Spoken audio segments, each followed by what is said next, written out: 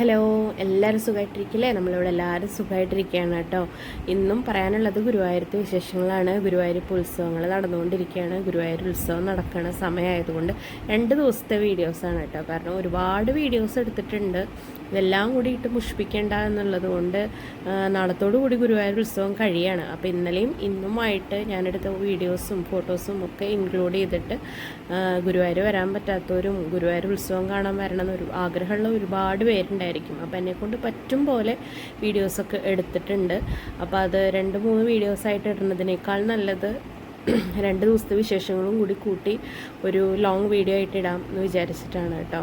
നമ്മൾ 2 ദിവസം, നാളെ ഉത്സവം കഴിയാണ്. ഇന്നലെ ഇന്നായിട്ടുള്ള 2 ദിവസത്തെ വിശേഷങ്ങളാണ് എനിക്ക് പറയാനുള്ളത്. നമ്മൾ സന്ധ്യയോടുകൂടി നമ്മൾ ഗുരുവായൂരേക്ക് വന്നേക്കാണ്. പകലൊക്കെ നമ്മളവിടെ ഉണ്ടായിരുന്നു. അവിടെ നിന്ന് കഞ്ഞി പകർപ്പും ഉച്ചയ്ക്കുള്ള ചോറും അന്നദാനവും, അതായത് ഉത്സവം നടക്കുമ്പോൾ ഗുരുവായൂരപ്പൻ്റെ മണ്ണിലുള്ള ആരും വിശന്നിരിക്കരുത് എന്നുള്ള ഒരു ഐതിഹ്യത്തിൻ്റെ പുറത്ത് എല്ലാവർക്കും കാലത്ത് കഞ്ഞിയും പുഴുക്കും ഉച്ചയ്ക്ക് മോരുകറിയും ചോറും അങ്ങനെയൊക്കെ കൊടുക്കണ ഒരു സമ്പ്രദായം ഉണ്ട് ഇവിടെ. അപ്പോൾ അതിന് വേണ്ടിയിട്ടുമൊക്കെ ദേശത്തുള്ള എല്ലാവരും വന്ന് ഇവിടെ നിന്ന് കഞ്ഞിയും പുഴുക്കും ചോറും മോരുകറിയൊക്കെ വാങ്ങിക്കാനായിട്ട് നമ്മൾ രാവിലെ മുതൽ ഇവിടെ ഉണ്ടായിരുന്നു. അത് കഴിഞ്ഞ് പോയി വൈകിട്ട് സ്കൂൾ വിട്ട് വന്നതിന് ശേഷം മക്കളെയൊക്കെ ആയിട്ട് നമ്മൾ വന്നതാണ് കേട്ടോ. അപ്പോൾ 2 ദിവസത്തെ വിശേഷങ്ങൾ എല്ലാം കൂടി ഇൻക്ലൂഡ് ചെയ്തിട്ടുള്ള ഒരു ലോങ് വീഡിയോ ആണിത് കേട്ടോ. ഗുരുവായൂർ ദേശത്തെന്ന് വെച്ച് കഴിഞ്ഞാൽ ചെറിയ വീടുകൾ, ചെറിയ പെട്ടിക്കടകൾ മുതൽ വലിയ വലിയ ഹോട്ടലുകൾ, വലിയ വലിയ ഷോപ്സ്, അങ്ങനെ എല്ലാ കടകളിലും എല്ലാ ഭാഗത്തും ഇതുപോലെ ഒരു ചെറിയൊരു ഗുരുവായൂരപ്പൻ്റെ പ്രതിമയെങ്കിലും വെച്ച് അലങ്കരിക്കലും ഒരുക്കം നടത്താത്തതായിട്ടുള്ള ഒരു വീടോ വഴിയോ ഒന്നും നമുക്കിവിടെ കാണാൻ സാധിക്കില്ല കേട്ടോ. ഇത് റെയിൽവേ സ്റ്റേഷൻ്റെ അവിടെയുള്ള ആൾക്കാരെ ഒരുക്കിയിട്ടുള്ളതാണ് കേട്ടോ. എത്ര ഭംഗിയായിട്ടാണ് ഒരുക്കിയിട്ടുള്ള ഒരു മിനി പൂരം തന്നെ നടക്കണ പോലെ ഒരുക്കി വെച്ചിരിക്കുകയാണ്. അത് കഴിഞ്ഞ് അവിടെ നിന്ന് ഇങ്ങോട്ട് വരുമ്പോൾ നമുക്ക് കാണാൻ എന്താ മമ്മിയൂർ അമ്പലമാണ് കേട്ടോ.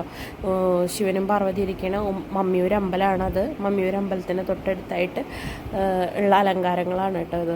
അവിടെ നിന്ന് അങ്ങനെ നമ്മൾ പോയി കഴിഞ്ഞ് കഴിഞ്ഞാൽ ഒരു അമ്പലം എന്നല്ല, ഓരോ ചെറിയ ചെറിയ കടകളിൽ പോലും ഗുരുവായൂരപ്പൻ്റെ പ്രതിമയും ശിവൻ്റെ പ്രതിമ, വേൽമുരുകൻ്റെ, അങ്ങനെ ഒരുപാട് ഒരുക്കങ്ങൾ അതിന് വേണ്ടിയിട്ട് പല രീതിയിൽ അവർ ഓരോ സംവിധാനങ്ങൾ സജ്ജമാക്കിയിട്ടുണ്ട്.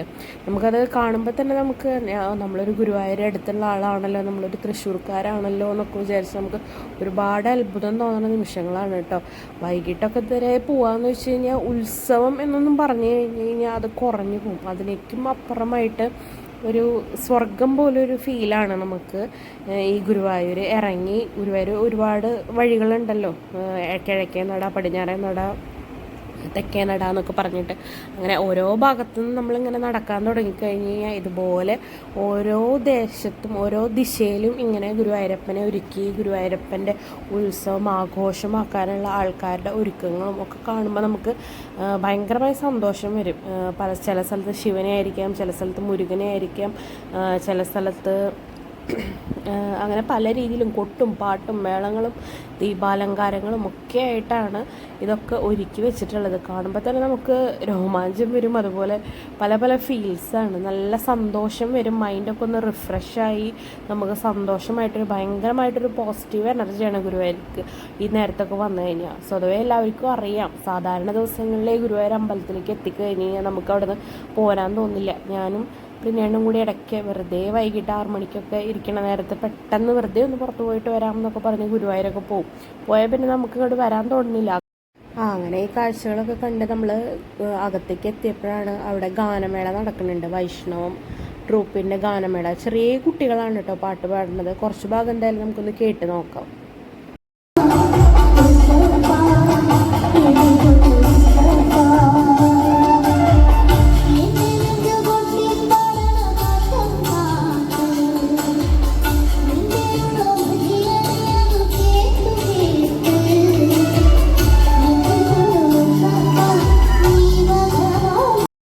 അങ്ങനെ പാട്ടൊക്കെ കേട്ട് നമ്മൾ നടയിൽ വന്നു, പ്രാർത്ഥിച്ചു. നടയിൽ നിന്ന് നന്നായി തൊഴുത് പ്രാർത്ഥിച്ച് ഒക്കെ പോന്നു കേട്ടോ.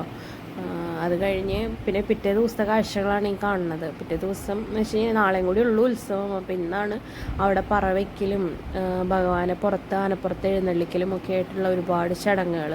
അപ്പോൾ വന്ന് നമ്മുടെ പുറത്തുനിന്ന് അകത്തേക്ക് ആ കടകളുടെ അവിടേക്ക് വരെ കയറാൻ പറ്റാത്ത പോലെ അത്ര തിരക്കായിരുന്നു കേട്ടോ. പറ വയ്ക്കാൻ എല്ലാവരും വീട്ടിൽ നിന്ന് പറയും സാധനങ്ങളും ഒക്കെ ആയിട്ട് ക്യൂ നിൽക്കുന്ന കാഴ്ചയായിട്ടോ നേരത്തെ കണ്ടത്. ഇത് അവിടുത്തെ കടകളാണ്. നമുക്കറിയാമല്ലോ ഗുരുവായൂർ ഫ്രണ്ടിൽ തന്നെ ഇങ്ങനെ ഇഷ്ടംപോലെ കടകളും ചെറിയ ചെറിയ ചായക്കടകളും ഒക്കെ ആയിട്ട് ഇങ്ങനെ ഒരുപാട് കടകളും പിന്നെ ബുക്ക് സ്റ്റോൾസ് അങ്ങനെ എല്ലാം ഉണ്ട്. അതിൻ്റെ മുമ്പിലൊക്കെ ആയിട്ട് ഇങ്ങനെ ഭഗവാനെ ഒരുക്കി അവിടെ പറ വയ്ക്കണ നേരത്തേക്ക് ഭഗവാനെ പുറത്തേക്ക് എഴുന്നള്ളിച്ച് ആനപ്പുറത്ത് എഴുന്നള്ളിക്കുന്ന സമയത്തേക്ക് വേണ്ടിയിട്ട് അലങ്കരിച്ച് വെച്ചിട്ടുള്ളതാണ് കേട്ടോ ഓരോ കടകളുടെ മുമ്പിലായിട്ട്. ഇതൊന്നും വർണ്ണിക്കാനൊന്നും നമുക്ക് അറിയില്ല, അത്ര ഭംഗിയിലാണ് ഓരോ കടകളിലും അവരെ കൊണ്ട് പറ്റും പോലെ. ചെറിയ കടകൾ അവർക്ക് പറ്റണ പോലെ, വലിയ വലിയ കടകൾ അവരുടെ സാമ്പത്തികം അനുസരിച്ചൊക്കെ അടിപൊളിയായിട്ട് അലങ്കരിച്ച് വെച്ചിട്ടുണ്ട്.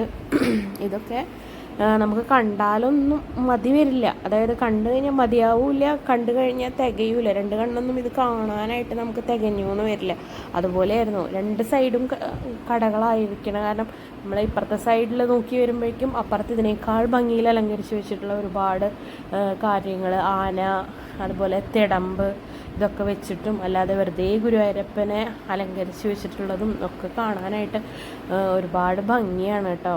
ഇതിപ്പോൾ എങ്ങനെയാണ് ഇതിങ്ങനെ എക്സ്പ്ലെയിൻ ചെയ്യേണ്ടതെന്ന് എനിക്കറിയണില്ല. നിങ്ങളിതൊക്കെ കാണുക. ഇതിപ്പോൾ ഏകദേശം പറ നിറയ്ക്കാറും ആനപ്പുറത്ത് ഗുരുവായൂരപ്പനെ എഴുന്നള്ളിക്കുന്ന ടൈമൊക്കെ ആയതുകൊണ്ടാണ് കേട്ടോ. അവിടെ എല്ലാവരും ദീപങ്ങളെല്ലാം തെളിച്ച് അലങ്കരിച്ച് എല്ലാം അടിപൊളിയായിട്ട് നമുക്ക് വാക്കുകൾ കൊണ്ട് പറയാനോ വാക്കുകൾ കൊണ്ട് പറഞ്ഞ് അതിൻ്റെ ഭംഗി പറഞ്ഞ് അറിയിക്കാൻ എനിക്കറിയണില്ല. നിങ്ങൾക്ക് കാണുമ്പോൾ തന്നെ മനസ്സിലാവുന്നുണ്ട്. വീഡിയോയിൽ ഇത്രമാത്രം ഉണ്ടെങ്കിൽ അവിടെ നേരിട്ട് വന്ന എക്സ്പീരിയൻസ് ചെയ്തിട്ടുള്ള ആൾക്കാരുടെയും അതുപോലെ ഞങ്ങൾക്കത് എത്രയായിരിക്കും ഒരു കൃഷ്ണ ഭഗവാന്റെ ഭക്തന് മനസ്സ് നിറഞ്ഞിട്ടുണ്ടാവുക നിങ്ങൾക്ക് സങ്കല്പിക്കാം.